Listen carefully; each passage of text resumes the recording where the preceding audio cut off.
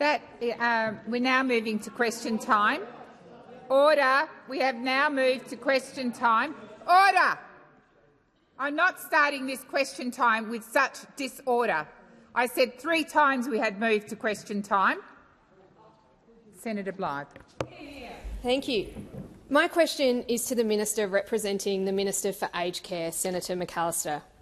We have heard from many South Australians who have contacted coalition officers in desperate need for home care support.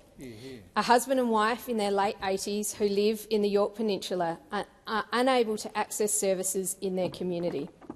This gentleman lives with leukaemia and was assessed for care 2 years ago, but is unable to access services due to insufficient funding in the region.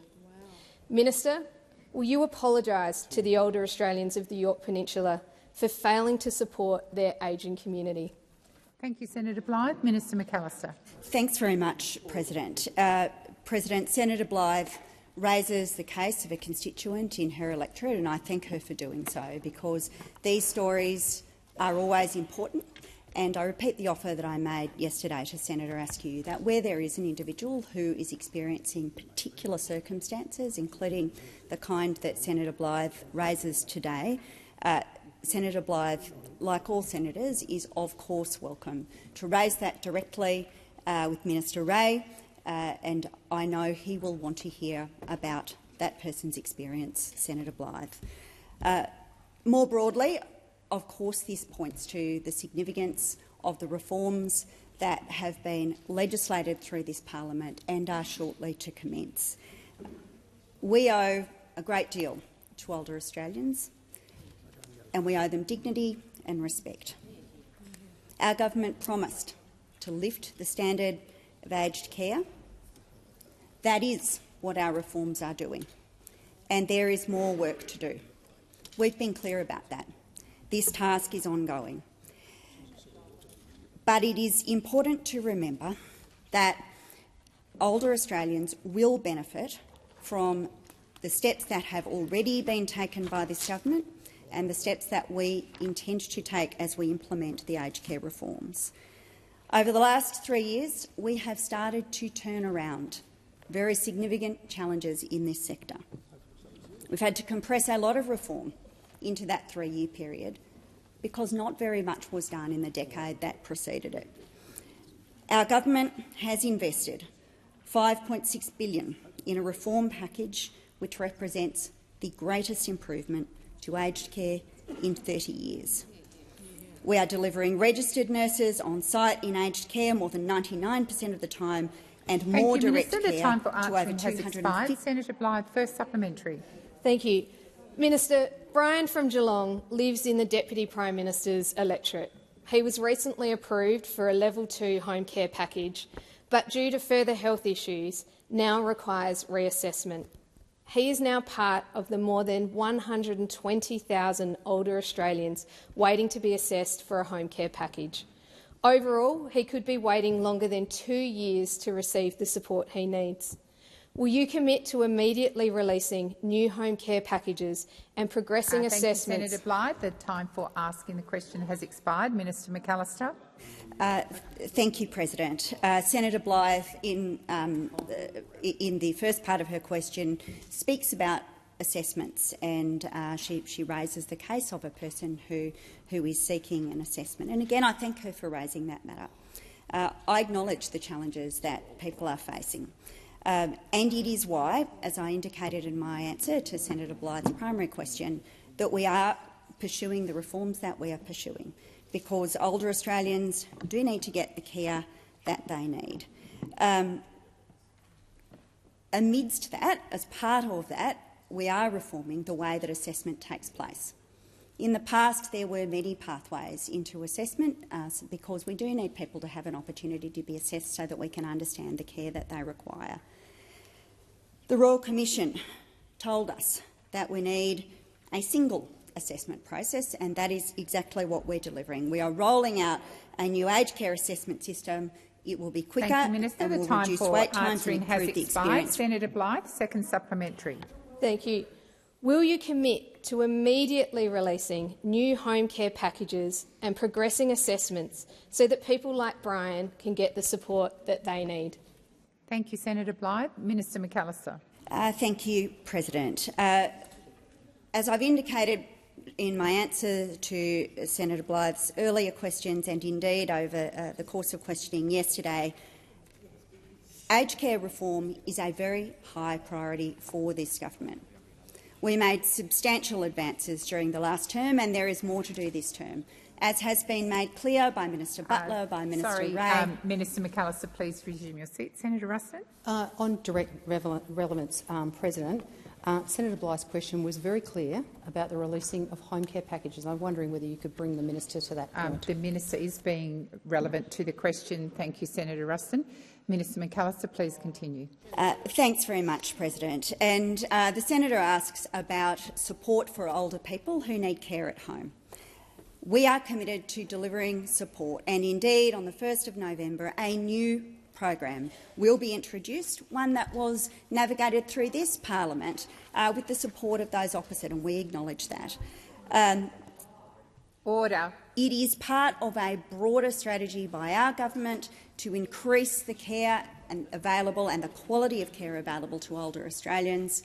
We owe them that, and we are determined to do so.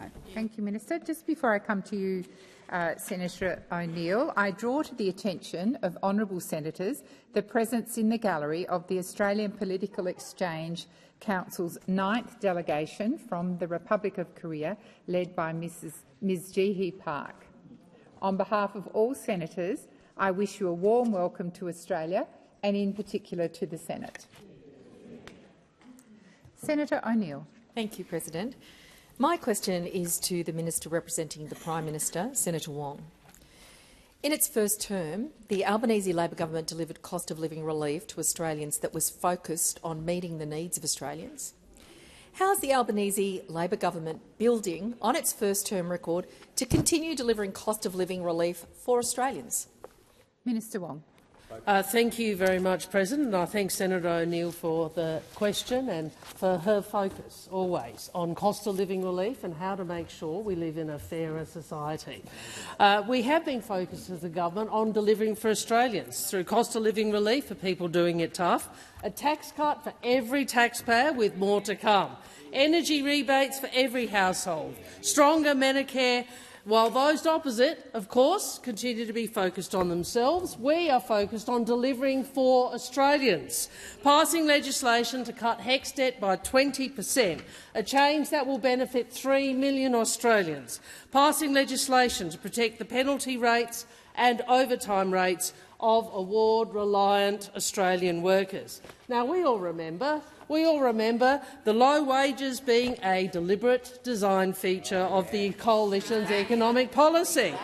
In contrast, on this side, this government, this Albanese Labor government, has advocated every single year since our first election for increases to the minimum wage, supporting increases for almost 3 million working Australians, 3 million Australians.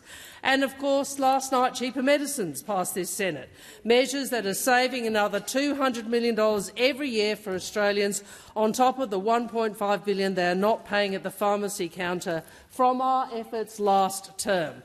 We hear too many stories of Australians going to pharmacies having to choose which script to fill because they can't afford them all, so we have acted.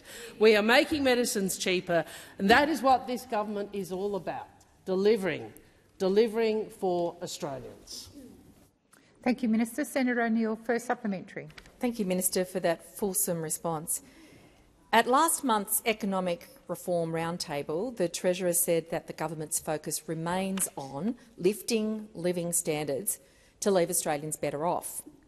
What actions has the Albanese Labor government already taken to drive reforms that will leave Australians better off? Thank you, Senator O'Neill. Minister Wong. Thank you. And Senator O'Neill, as you rightly point out, the Economic Reform Roundtable is all about delivering for Australians so we can keep working to lift living standards and keep working to create more opportunities for Australians. Together, Australians have made substantial progress on the economy. Inflation down, debt down, interest rates falling, unemployment low, the economy is growing, real wages are up, more than 1.1 million jobs created, and of course the gender pay gap is at a record low. And in some areas where the economic reform roundtable demonstrated considerable consensus, we have already taken action. And last week, the Treasurer and Senator Farrell announced we will abolish a further 500 nuisance tariffs on top of the 457 abolished in July last year. And we announced we are reducing complexity and red tape in the construction code to get houses built quicker. Thank you, Minister.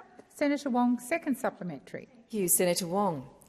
How is the Albanese Labor government focused on delivering the better future Australians voted for in May? And why is it important to deliver on these priorities, but what stands in the way? Thank you, Senator O'Neill. Minister Wong. Thank you, President. Thank you, O'Neill. Senator O'Neill, that is a very good question. We're focused on cost of living relief and building a better future for Australians. Those opposite, the Liberals and Nationals, are focused on fighting amongst themselves. And of course, it's the same old fight, over and over again. In one corner, we have Senator Hume urging you all to, and I quote, embrace net zero. And in the other corner, we have Mr Joyce, with the support from Senators Canavan and Antic, trying to hold the record for climate change denial. Meanwhile, Senator Cash and Mr Hastie, well, they're just waiting for this round to be over. And if we turn to housing, Senator O'Neill, President, it's Groundhog Day, with Senator Bragg trying to block Labor from building more houses and then claiming not enough houses are being built. Well, while those opposite fight amongst themselves, work to divide Australians, we're getting on with the job of delivering for Australians. Thank you, Minister. Senator Little. Thank you, President. My question is to the Minister for Indigenous Australians, Senator McCarthy, and on Australians you have not delivered for. Since the Albanese government was elected in 2022, 6 Closing the Gap outcomes have regressed. Youth detention up 11%, suicide up 9.4%, adult incarceration up 3.5%, preschool attendance down 2.6%, and 1.2% fewer children commencing school developmentally on track. With these terrible outcomes only getting worse under Labor, why has the government shut the door on accountability by removing a standalone day for cross-portfolio Indigenous matters at the next supplementary budget estimates? Thank you, Senator Little. Minister McCarthy. Thank you, President, and I thank the senator for her question. And I would certainly reject outright that the Senate doesn't have an opportunity to question on closing the gap, President. In fact, the Senate now has multiple opportunities to question on closing the gap. They can go and ask questions on health in terms of the Health Minister's role. They can ask in housing, in the Housing Minister's role. They can ask in justice, in the Justice Minister's role. Sorry, Minister McCarthy, could you resume your seat? Order. Order across the chamber, particularly on my left. Minister McCarthy. Thank you, President. In fact, I am absolutely thrilled to see the opposition wanting to become involved in seeing those targets drop and being a part of scrutinising in every department that you should. And that's what this is about, President. That's what this is about. I have travelled across the country talking to the cabinet ministers in those particular jurisdictions, Indigenous affairs, and we know, and we've taken it back to our cabinets. Order. I mean, clearly the other side don't want to listen. Please resume your seat. Minister Wong. Point of order. I wonder if the interjections which have been continuous from Senators Mackenzie, Senator Cash and Senator Little could cease for a moment. As you no doubt heard, Minister Wong, I have been calling the chamber to order, and I have particularly called those on my left to order. I'll remind people Minister McCarthy has the right to be heard in silence. Minister, please continue. Thank you, President. This matter is so serious in terms of First Nations people in this country. And what is shameful here today is the politicising by the opposition, when they have a very real opportunity to actually do their job, and actually attend estimates, attend all of the estimates every single day to ask the very questions that First Nations people in this country expect of this parliament. Thank you, Minister. Senator Little, first supplementary. Thank you. Well, 1,254 organisations failed to fulfil mandatory reporting requirements under regulator ORIC in the 2023-24 financial year. Non-compliance is a fairly good indicator that something's not right. Well, recently, Wellington Aboriginal Corporation Health Service was put under special administration for the second time in 4 years and joins the queue with so many others. Australians should know why your government and its bureaucrats didn't act on these matters earlier. What are you trying to hide? Thank you, Senator Little. Minister McCarthy. Thank you, President. Well, it's clear to see where the coalition are going on this, President.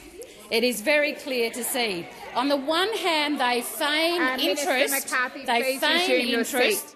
Order on my left. The minister will be heard in silence.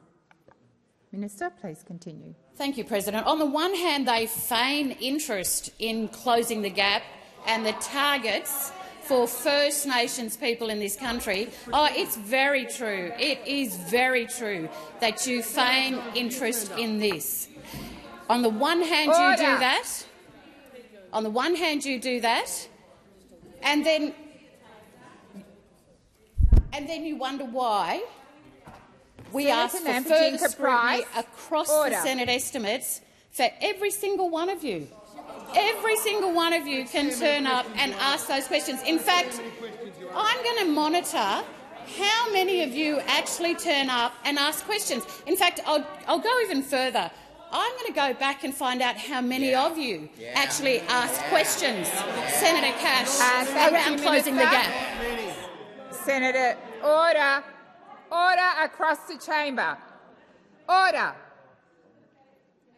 Senator Little, second supplementary. Thank you, President. Your binning of a standalone day focused on Indigenous Australians and the Murray-Darling Basin Plan matters is astounding at a time when you have shut your eyes and closed your ears on South Australia's algal bloom crisis and failed to act on Indigenous lives that are not improving.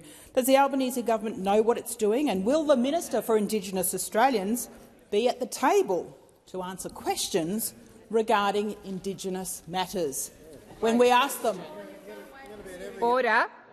Before I call the Minister, I'm going to remind people that the Minister has the right to be heard in silence, and that is what I expect. Minister McCarthy. Thank you, President. Well, Senator Little, if that's the nub of your concern that you won't be able to see me at estimates, I can tell you now I will be at estimates, and you will be very available to ask me questions. In fact, I not only sit in answering questions around Indigenous issues, I do sit and answer questions on health, on aged care, on local government, on regional government. Minister McCarthy, please resume they don't your want to know. seat. I think that was you, Senator Nampijinka-Price. Apologies in advance if it wasn't. I have asked for silence, and that is what I expect. Minister McCarthy. You see, they've got form, President. I'm here answering. Minister McCarthy, please resume your seat. Senator Henderson. President, just to clarify, correct the record, that was actually me. I'm making concerns about Indigenous boarding schools and the cuts to Indigenous boarding schools. Senator Henderson. Order on my right. Order on my right. Order. Senator Henderson. I'm waiting for order. Thank you, Senator Ayres. Order. I take question time seriously. When I ask for silence, that is what I expect. My apologies, Senator Nampijinka-Price. Senator Henderson, you stood up with right intentions, but no. Then you proceeded to launch into some statement which you are not entitled to make. It's not a joke when I call for order. And when you completely disregard that, it's disrespectful to me. Minister McCarthy, please continue. Thank you, President. The issue of closing the gap and reducing those targets is incredibly important for First Nations people in this country, and I do call on the Senate and all senators to take part and give the scrutiny that's required. Thank you, Minister. Senator Whish-Wilson. Thank you, President. With your indulgence, could I also acknowledge the delegation from South Korea and say I enjoyed my chat with them the other day and their interest in climate change and climate policy. My question is to the Minister for the Environment, Minister Watt. Minister, new research published in the journal Nature, emerging evidence of abrupt changes in the Antarctic environment on Thursday, the 21st of August, has shown Antarctica is at risk of abrupt and potentially irreversible changes to the continent's ice, ocean and ecosystems that will have profound implications for Australia and the planet unless urgent action is taken to curb global greenhouse gas emissions. Minister, have you read this new report, and do you acknowledge the very worrying changes this new research highlights? Thank you, Senator Whish-Wilson. Minister Watt. Thanks, President. Thanks, Senator Whish-Wilson. I am aware of those reports, and I saw them reported, in fact, I think last week. And I think all Australians, I would hope, would be very concerned about those developments when it comes to the Antarctic. We are seeing very worrying signs about the impact of climate change on Antarctica, as we are seeing similar signs evidenced on the environment generally in Australia and the world as a whole. I'm sure Senator Whish-Wilson, as a Tasmanian senator, is well aware of the investment that the government continues to make in Antarctic research and in funding programs to do with Antarctica. But again, the evidence that we are seeing highlights again the need for us to continue taking action on climate change, both as a country and as a globe. I recognise that Senator Whish-Wilson probably doesn't support the actions that our government is taking, but the reality is this is the first government Australia has had for a very long time that is taking climate change action seriously. It's why we increased the targets on emissions.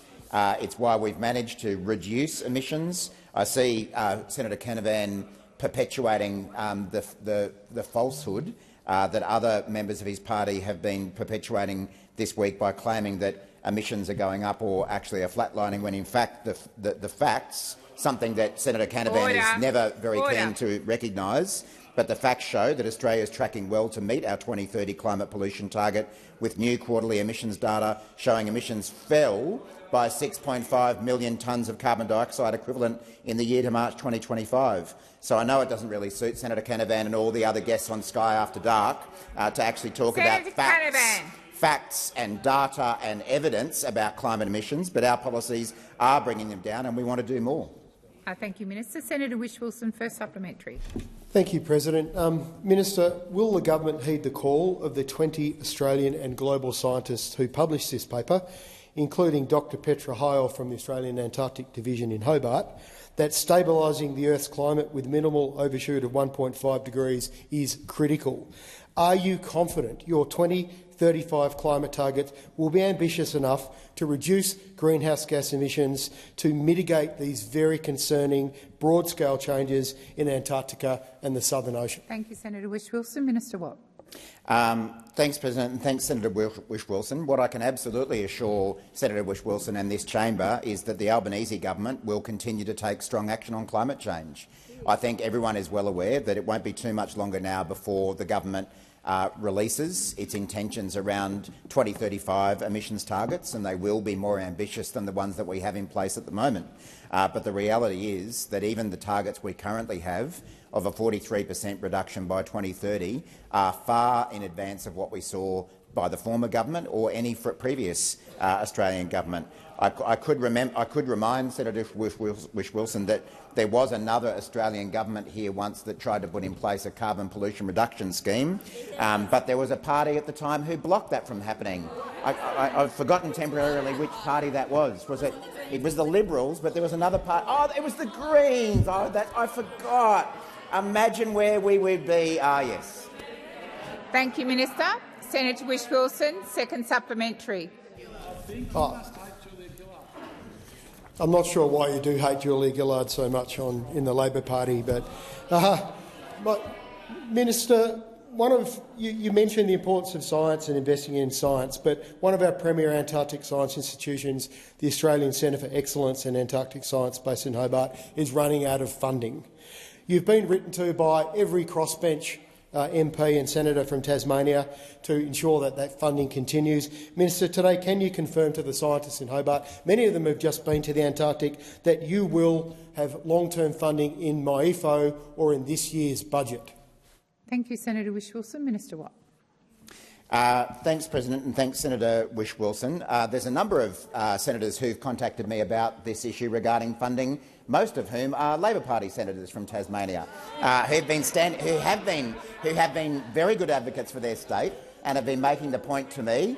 In fact, Senator Dowling did it only a few days ago, as have the other Tasmanian senators who've all raised this point with me.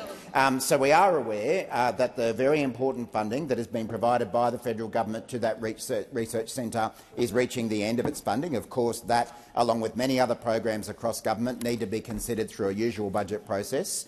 But we're very supportive and very proud of the research that's been undertaken by those scientists, and I thank them for their important work. It is important that we have science informing government decision-making about the management of Tasmania. Recognise Senator Lambie, who's also written to me about this point. Please resume your seat. Minister Watt. Senator Whish-Wilson. Point of order on relevance, President. Could the minister please confirm today to those scientists that their jobs will be funded? The minister is being relevant to the question. Thank you, Senator Whish-Wilson. Minister. Well, as I say, Senator Whish-Wilson, in running a budget and making these decisions, we go through a budget process. We recognise the important work and we'll consider that as soon as we possibly can. Answering has expired. Senator Ananda Raja. Thank you, President. My question is to the Minister representing the Treasurer, Minister Gallagher. Since coming to government in May 22, strengthening Medicare has been a central priority of the Albanese Labor government. We want Australians to have access to more bulk bill visits to the doctor. We want Australians to be able to access urgent care when they need it. We want Australians to have access to cheaper medicines on the PBS. Why has the government prioritised funding for strengthening Medicare in the budget? Thank you, Senator Ananda Raja. Minister Gallagher. Thank you, President. I thank Senator Ananda Raja for the question and also for her deep knowledge and experience in Australia's health system. In her previous life as a specialist doctor working across public health matters. So if anyone knows the importance of Medicare and investing in Medicare, it's Senator Ananda Raja.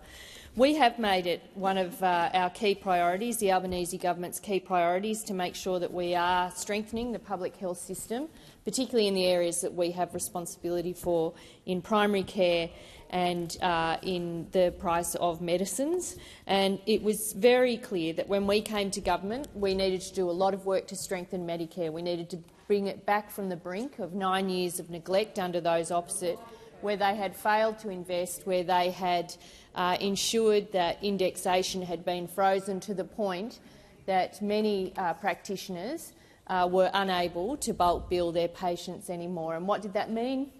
It meant pensioners, it meant families, it meant children, parents seeking help for their kids were having to pay more to see a doctor. So we did prioritise this in finding additional room in the budget. One of my jobs to make sure that we are able to resource these essential public services. So we've increased investment in Medicare. We've seen the biggest increase in Medicare rebates in just 2 years than the former government did in 9 years. And I think that says everything about the priority that we place in Medicare. Last year, as a result of our tripling the bulk billing incentive for pensioners, children and concession card holders, the biggest investment in bulk billing in its history, more than 9 out of 10 visits to the GP were free for people eligible for the incentive. So we can see that it works, and we aren't stopping there. We've got more commitments to roll out from November, and including the work that this parliament, the Senate passed on cheaper medicines yesterday. Answering has expired. Senator Ananda Raja, first supplementary. Thank you, President. The PBS sits alongside Medicare as one of the foundations of Australia's health system. Making medicines cheaper for all Australians is essential to easing cost of living pressures and improving the health of Australians. Since coming to government, what actions has the Albanese government taken to make medicines cheaper for all Australians? Thank you, Senator Anandaraja. Minister Gallagher. Thank you, and I thank Senator Anandaraja for the question. And again, this was one of those areas where we came to government and we saw that not enough had been done to make sure that people could afford their medicines. So addressing Medicare and bulk billing, but also making sure that medicines were affordable, because we know when they're not, people don't take them and their health suffers. The legislation that passed Parliament yesterday means that from the beginning of next year, the general patient co-payment will be $25 for a PBS medicine. It has not been that low since 2004. That is the result of the legislation and the commitment that we took to the last election to make sure that people could afford their medicines. This built on the commitment that we'd done in the previous term to bring the price of medicines down to $31.60 and now bringing it down to $25. And of course, the other thing we did in the last term, which those opposite opposed, of course, was the 60-day prescribing to make sure that people could get 2 scripts for the price of 1, and those opposite opposed it. The time for answering has expired. Senator Anandaraja, second supplementary. Thank you, President. More bulk billing, more urgent care clinics and cheaper medicines. All of these primary care interventions work together to improve the health of Australians. How do these initiatives support the health of Australians, and how has the Albanese Labor government ensured we are able to fund the health care Australians rely on? Thank you, Senator Anandaraja. Minister Gallagher. Thank you, President. I thank Senator Anandaraja for the supplementary.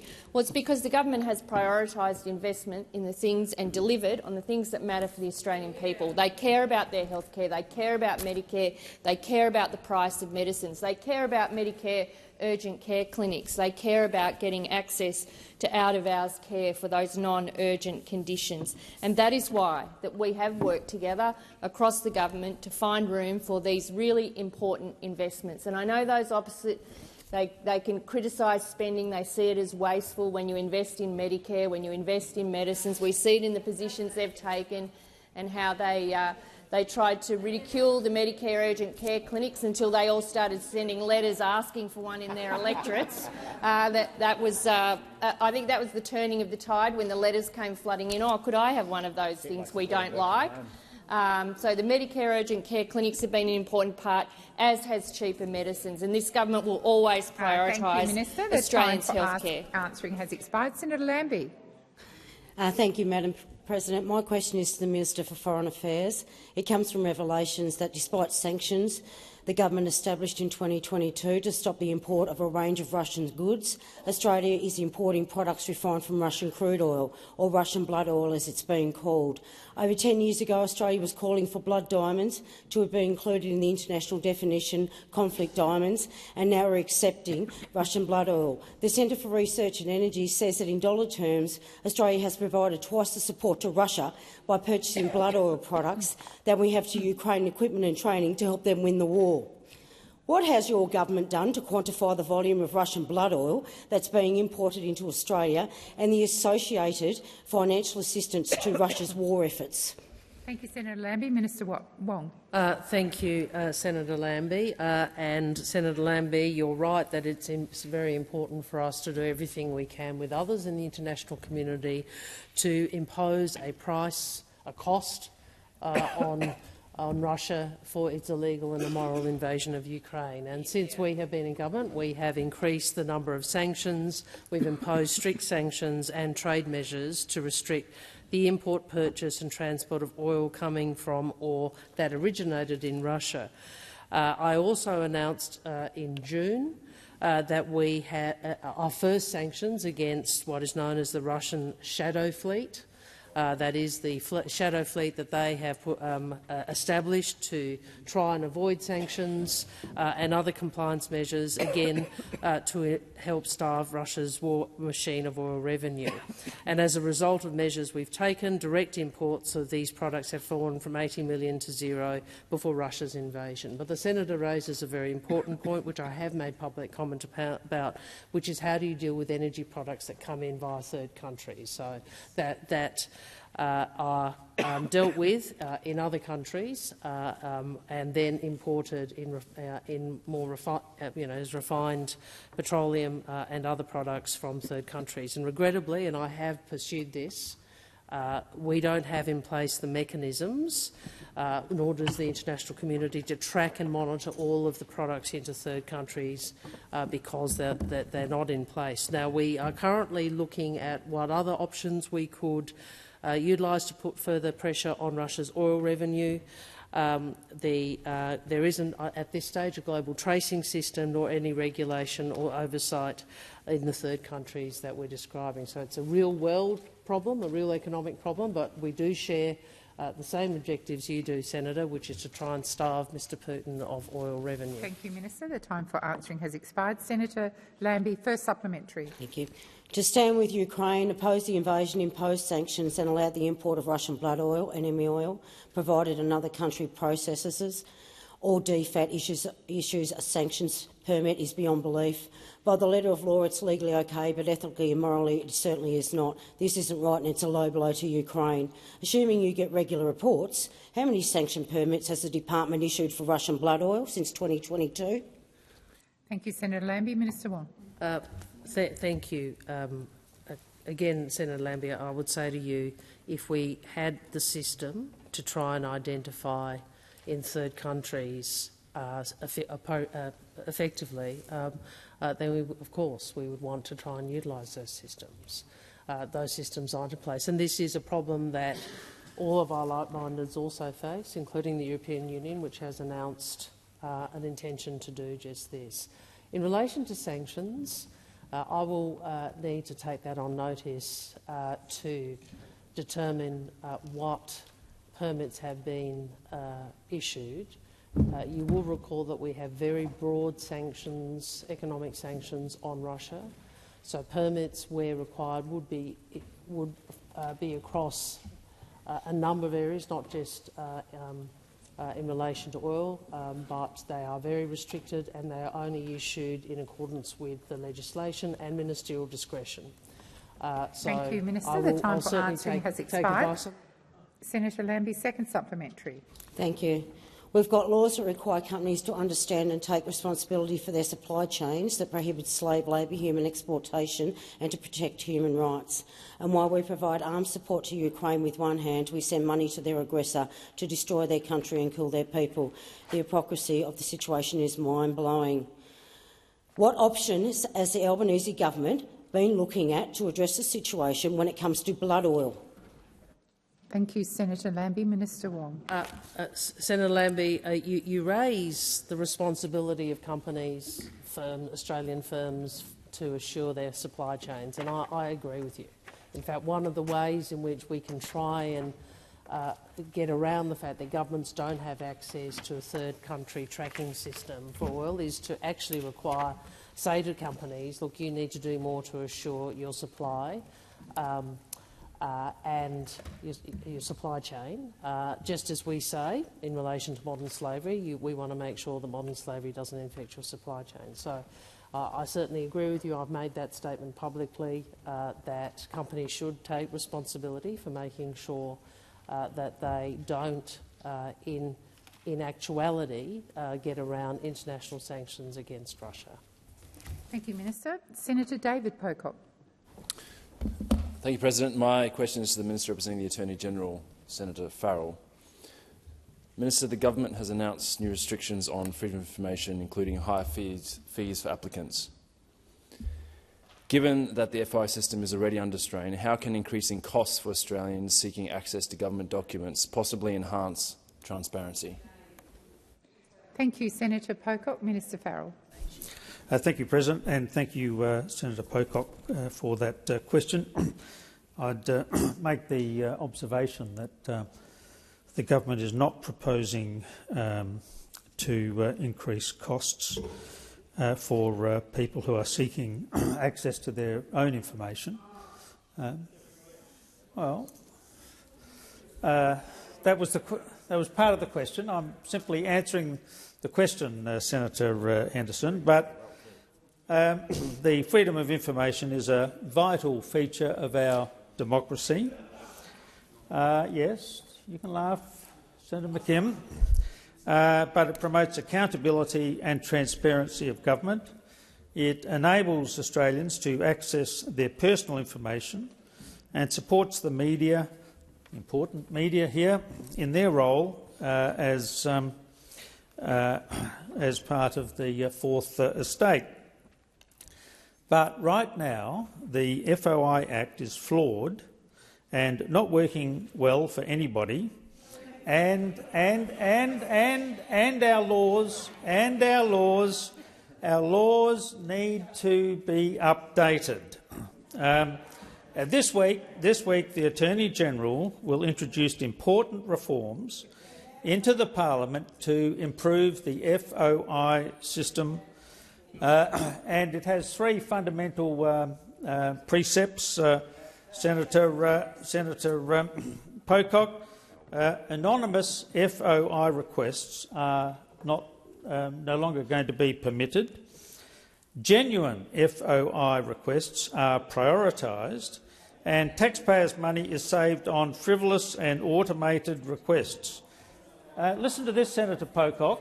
In 2024... Thank you, Minister. The time for answering has expired. Senator David Pocock, first supplementary. Mr. President, Minister, a recent report by the Centre for Public Integrity shows FOI requests granted in full have plunged from 59% under the Gillard government to just 25% under the Albanese government, and outright refusals have nearly doubled over the same period. How can introducing fees that are likely to deter citizens and journalists be justified when the system is already failing to deliver transparency? Thank you, Senator Pocock. Minister Farrell. Thank you, President, and thank Senator Pocock for his first supplementary question and his interest in this issue. You've quoted some figures there, Senator Pocock, but I'd like to quote some other figures, and that relates to the fact that in 2024 public servants spent more than 1 million hours processing FOI requests. If only those public servants could have been working on health, on the NDIS, on education, rather than focusing on answering frivolous FOI requests. Senator Pocock, this is a really important reform, because this is a transparent government. We are an open and transparent government. What you see is what you get. Farrell. The time has expired. I'm waiting for order. Order. Senator Shoebridge, order. Across the chamber, I've called for order. I'm still waiting. So disrespectful towards me. Senator Pocock, second supplementary. President, thank you, Minister. Unfortunately, the stats show that your government is actually the second most secretive on record, and having spoken briefly to... Order on my right. Senator Pocock, please continue. Minister, having spoken briefly to the Julie and Lisa this morning from the other place, and from the what is happening on the crossbench, who is going to support this friendless bill that will crack down on transparency? Thank you, Senator Pocock. Minister Farrell. Thank you, President. Thank Senator Pocock. I remember when we had the electoral reform legislation coming up in the last parliament, and everybody said, "Look, that legislation is friendless," and yet it was one. It passed the parliament. I think, Senator Pocock, if you're seriously interested in transparency, and Senator McKim, just be quiet for a little bit while I'm talking, because you can learn something from this as well. If the crossbench and the Greens and the Coalition are serious about getting genuine transparency, you'll be on board for these reforms. You'll be on. No. we can establish that these reforms are really important for continued transparency and the operation of government. They are sensible. Thank you, Minister. They are sensible the time reforms. for answering has expired. Senator Hanson. Thank you very much. Well, my question is to the Minister for Women, Senator Gallagher. I note this is Women's Health Week, and I have noted a number of Labor senators mention this important occasion while talking about the government's work to promote women's health. I also note that women's health, safety, privacy and basic rights are being eroded in Australians' courts thanks to the Gillard Labor government's change to the Sex Discrimination Act 1984, which removed the definition of women and men. Minister, what measures is the government taking to ensure women's health, safety, privacy and basic rights are being protected by trans activism? Thank you, Senator Hanson. Minister Gallagher. Thank you very much, President. I thank Senator Hanson for the question and for acknowledging the work that the Albanese Labor government has been doing in all of the areas that she's outlined in women's health, in women's safety, in access to skills and training, into economic independence. That is the approach that we've been bringing to it. In relation to the questions that Senator Hanson has raised, our job here is to make sure that we are in health, in women's safety, in economic security, in good pay for jobs, in being able to work extra hours, in investing in early childhood education and care, is that those policies support everybody. They support the whole economy. Gender inequality has been a feature of our country and a feature of our economy for too long. And it's not about one person getting a set of rights around another person. It's about addressing areas of inequality and driving broader equality across the economy so that everyone benefits. And that is what we've seen from— Senator Hanson. My question goes to the basics of my question. I said about safety, privacy and basic rights. The Minister has not touched on that whatsoever, and I didn't mention anything about what they're doing. Thank you, Senator Hanson. The Minister is being relevant to your question. Minister, please continue. Thank you. Well, I certainly heard Senator Hanson outlining a few of the areas that we've been working on, and we have been working on it. We do think that areas of women's health have been left unaddressed for too long. To not list a modern contraceptive pill for the last 20-odd years, to not list new menopause treatments for the last 30 years, that is a problem. And it does need a government that's prepared to invest in it. In relation to the question you have around the Sex Discrimination Act, which was in your first question, the Sex Discrimination Act makes it unlawful to discriminate on the basis of a range of protected attributes, including sex and gender identity. The government is not proposing to change that. The time for answering has expired. Senator Hanson, first supplementary. Women's health and safety is particularly at risk from the intrusion of biological males in women's sport, and this has been acknowledged by the new president of the International Olympics Committee, Kirsty Coventry, in her push for a blanket ban on transgender women from female categories at the Olympics. Does the government support a ban on transgender athletes competing in female categories at future Olympics? Thank you, Senator Hanson. Minister Gallagher. Thank you, President. I thank Senator Hanson for that question, and for I respond in the same way I've responded as she's raised this in a number of times over the years, where she's sought to demonise transgender people across this country, is that is a matter that the sports organisations deal with. They deal with it appropriately as the experts in that area. Our approach here, and some of the issues you raise about in my area of women's policy, the issues you raise have not been raised with me as Minister for Women by all of the range of stakeholders I deal with on a day-to-day basis around addressing women's policy and about driving gender equality. That's the position this government takes. It's the position we've taken when you've asked me before, and it'll be the position that we take in the future. Thank you, Minister. Senator Hanson, second supplementary. Today, One Nation senators proudly signed a pledge to protect women's rights in Australia at the request of Women's Speak Tasmania. Minister, will the government acknowledge the Gillard government's change to the Sex Discrimination Act is threatening Australian women's access to female-only spaces and female-only sports and directly impacting the health and well-being of Australian women? Thank you, Senator Hanson. Minister Gallagher. Thank you, Senator Hanson. In terms of issues that have been raised with me, and I'm not sure if that organisation you have spoken to have raised them with me. I don't recall that they have. We don't have any plans to change the Sex Discrimination Act. We believe in equality for all. We believe in respect and treating people respectfully, whatever their gender identity.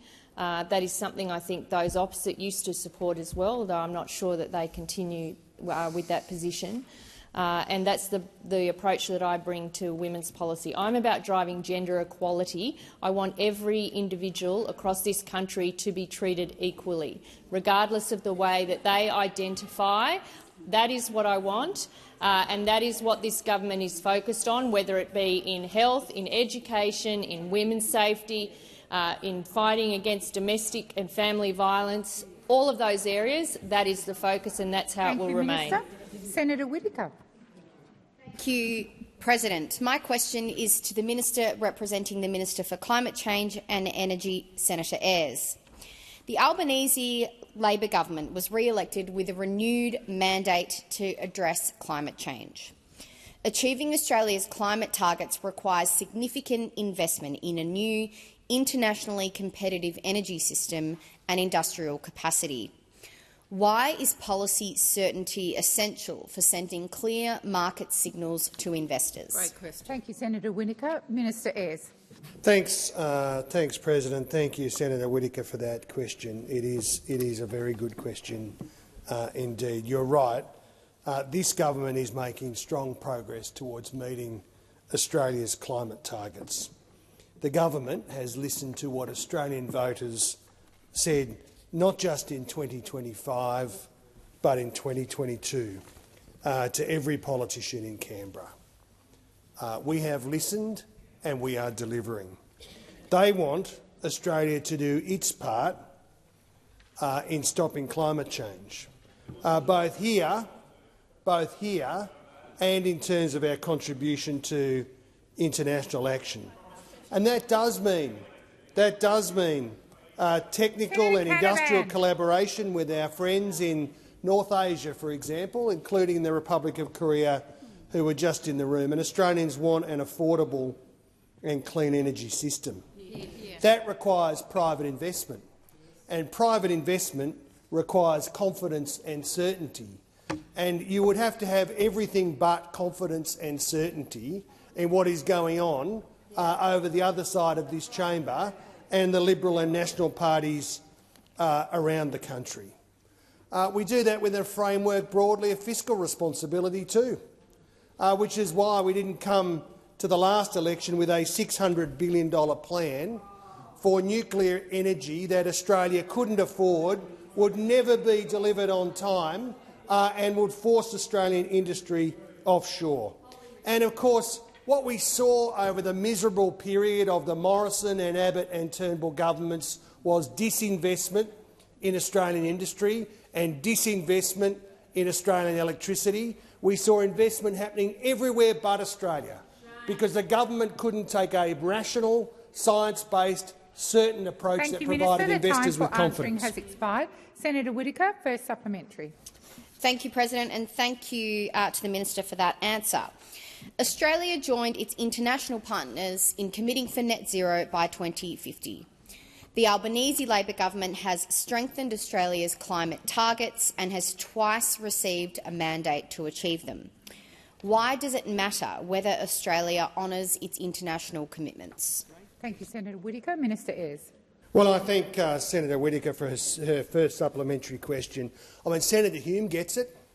She gets it. She said capital markets right around the globe require certainty.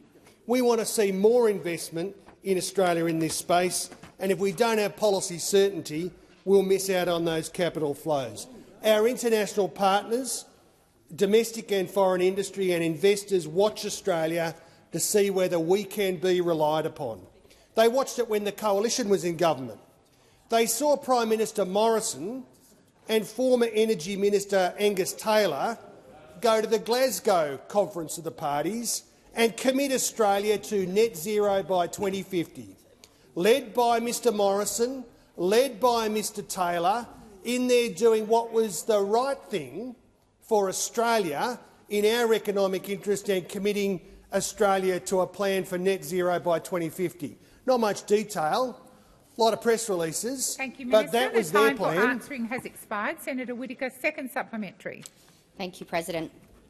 Capital markets value policy certainty, and many of Australia's closest partners are also committed to climate action. What parts of the community would be affected if Australia abandoned its international commitments and adopted unclear and chaotic energy policies? Thank you, Senator Whittaker. Minister Ayres. Well, it's what Senator Scarr used to call Economics 101, basically. Now, Senator Patterson, it waves the textbook around. Senator Patterson said that the Coalition's platform policy doesn't matter. And there's a bit of a debate, I know, about whether they're in a rush to get to certainty or whether they want to have certainty later on. Senator Patterson said our position on this is academic. We're in opposition. Well, for something that's academic, there's a lot of focus. There's a lot of focus. If you followed Senator Canavan and Mr Joyce's proposition, it would make regional Australia weaker and poorer and have less investment and less good jobs. When they go out there fighting against renewables developments and transmission lines hundreds of kilometres away from where they live, they are standing in the way of good blue-collar jobs, investment in manufacturing industry and against the national interest. The time for answering has expired. Senator Henderson. Thank you, Madam President. My question is to the Minister representing the Prime Minister, Senator Wong. Minister, last week Labor refused point-blank to rule out a spare bedroom tax. Will Order. Those opposite Order. may laugh. Order. You may laugh, Madam President. Order. But will you rule it out today, or do Australians need Order to keep their on my doors right. open for the bedroom inspectors? Minister, order. Order on my right. Senator Ayres. Senator Ayres, I've called you twice. Minister Wong.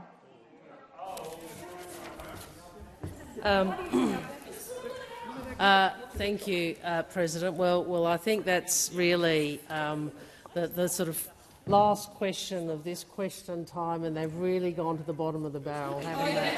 Oh, look, oh dear, what do we need for a backup? Oh dear, what do we need for a backup? We'll go for the bedroom inspectors. We'll go for the bedroom inspectors, those very, very, very prevalent bedroom inspectors. I mean, this really is this with all the issues that the nation faces, that all the issues that the economy face, that people in terms of their cost of living, that we have in health, in education, in national security, foreign policy. But we're going to ask about the bedroom inspectors. I mean, yes, it's embarrassing, Senator. Minister Wong.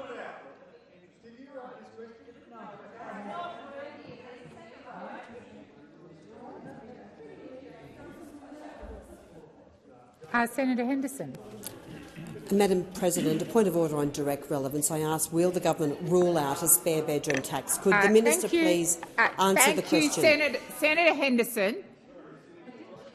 I raised with you last week to not go into statements. I've raised it every time you've asked a question, and I'm going to remind you again today. Simply come to your point of order. The minister is being relevant, and while the chamber is quiet, I expect the chamber to continue to be quiet. Minister Wong. Thank you, President. Well, Senator, I can confirm to you that there are no plans for any bedroom inspectors in our government. Let me be very clear. And I'm asked about tax measures, and I can say to you, Senator, I can confirm that we will continue to make the tax system more efficient and fairer. And we will implement our policy to give every single Australian a tax cut. Every single Australian a tax cut. And we will add to the tax cuts that we have already delivered. And let me remember, Senator, if you're worried about tax, could you explain to us why you went to the election advocating for higher taxes for Australians? Advocating for higher taxes, because most Australians would be very confused as to how the Liberal Party somehow turned from the party allegedly of low tax to the party of higher tax. The party of higher tax. We cut taxes for every Australian on the 1st of July 2024, and we will do it again from the 1st of July 2026 and the 1st of July 2027. That is Labor's tax policy. Thank you, Minister. Senator Henderson, first. Order. Order. Senator Ayres and Minister Gallagher. Order. Senator Henderson, first supplementary. Thanks, Madam President. Why is it so hard for the Prime Minister to simply say the words, "There will be no spare bedroom tax under the government I lead"? Is it because you actually plan to bring one in? Please, and I say to the Minister, please answer the question. Minister Wong. Well, President, Senator Ayres in his question went to the fact that the coalition continue to engage in the internal debate that they've had for 15 years, and yet again we see it. I mean, they're still talking about carbon taxes. You know, it is quite. I mean, most of these people weren't here when the carbon tax was like. It was a different parliament. I mean, the reality is, Senator, you and I both know that this is one of those questions that you're handed that really the sensible thing to do would have been to hand it back or rewrite it. Because frankly, it is ridiculous, and I think, Senator, you know it. I'm waiting for silence, Senator Henderson. Order on my right. Minister Watt. Order. Order. Senator Henderson, second supplementary. Thanks, Madam President. Minister, I note that you have still not ruled out a spare bedroom tax, and this is no laughing matter. If you really think this idea is as crazy as Australians do, why won't you just kill it off instead of keeping it alive in the shadows? Thank you, Senator Henderson. Minister Wong. Well, President, I'm happy to talk about what is a laughing matter and what is not. Well, the coalition's economic policy is a laughing matter. The coalition's environmental policy is a laughing matter. The coalition's economic policy is a mess, and we know that the coalition's health policy is a laughing matter. I mean, the reality is this lot have not learned from the election. They have not learned from the election. They still haven't learned. Senators on a free. Minister Wong. Before I come to you, Senator Henderson, I do appreciate you're on your feet. I think I have called senators out by their first names enough. And quite frankly, you are being disrespectful. And I don't want to have to continue to do that for the next 33 seconds. If you can't listen in silence, there's the door. Senator Henderson. Thanks, Madam President. A point of order on direct relevance. My question is, why won't the government rule out a spare bedroom tax? Could you ask the minister to be directly relevant? Senator Henderson. The Minister is being directly relevant to your question. Minister, please continue. Using your words, you talked about what was a laughing matter. Well, the Coalition's economic policy and tax policy is a laughing matter. The Coalition's health policy is a laughing matter. The Coalition's climate policy is laughably back where they were 20 years ago and 23 policies behind. And, of course, their nuclear policy remains a laughing matter because some still support it. I mean, you are not a serious party of government and you are not listening to your voters. You are not listening to where Australians are. And on that note, I ask that further questions be placed on notice. Thank you. Just let me do this first. Senators, during question time yesterday, Minister Gallagher asked to review rulings about the quotation of coarse language and consider how they should apply in relation to questions being asked by Senator Mackenzie. President Parry made a statement to the Senate on the matter on the 29th of February 2016, which was adopted by President Ryan on the 14th of November 2019. Both statements recognise the very long practice of the Senate that quoting another source does not allow a senator to bypass the normal rules in relation to unparliamentary language. President Parry indicated, first, that quoting something does not provide a shield for inappropriate language. Secondly, that he was concerned about the language being used. But thirdly, he was also concerned about the rights of senators to express what they want to express. On balance, he determined that he would not require the withdrawal of the language used on that occasion. President Ryan summarised President Parry's statement in this way. If offensive language is used in relation to a protected person, that is, in relation to senators and members and other persons mentioned in Standing Order 193, it is completely out of order and will be required to be withdrawn. When no protected person is involved, however, and where a senator quoting such language maintains that it is strictly necessary to make the point, it makes it very difficult for the chair to prevent a senator from quoting such language or to require its withdrawal. This is the burden of President Parry's ruling of February 2016. If senators choose to enter this territory, they do so at their own responsibility. I've tried to take the same approach here. Senators will have heard me ask Senator Mackenzie to withdraw a word when she used it as an audible interjection, and I thank Senator Mackenzie for withdrawing. But I allowed the use of the term as part of a quotation in Senator Mackenzie's questions. I do wonder whether it was strictly necessary for Senator Mackenzie to quote the term in each of her questions when I consider that the senator made the point with her first quote. I intend to take the same approach as my predecessors and leave it to Senator Mackenzie to consider her language on future occasions.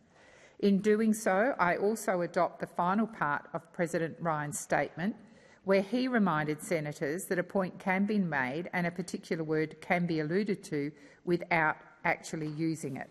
Furthermore, I remind senators that people are watching and we regularly have large numbers of school children watching question time here. I urge senators to keep this in mind. Thank you. Senator Cash. Thank you, and President, I just seek leave to move a motion relating to the Home Affairs Legislation Amendment 2025 Measures No. 1 Bill 2025. Is leave granted? Leave is